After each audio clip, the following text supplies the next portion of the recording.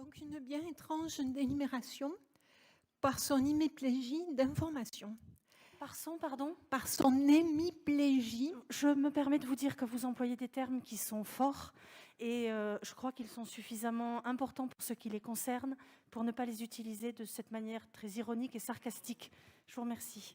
Je continue donc. L'extension du foyer de jeunes travailleurs est une bonne nouvelle que nous ne pouvons que soutenir. Par contre, en regardant le cadastre, on découvre que les parcelles de cette délibération concernent la MJC. Plus précisément, la moitié de sa cour intérieure et le bâtiment qui donne sur la rue Jules Renard, Roland, pardon, excusez-moi. Pour que nous puissions voter en toute connaissance de cause, pouvez-vous nous dire quel sera l'impact sur les activités de la MJC qui voit une partie de cette cour supprimée?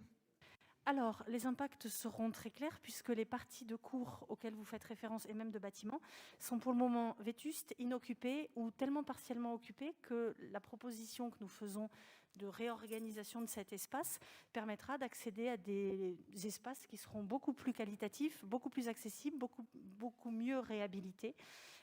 Et effectivement, on est complètement dans un projet d'accompagnement des jeunes auquel je pense que personne autour de cette table ne pourra trouver à redire.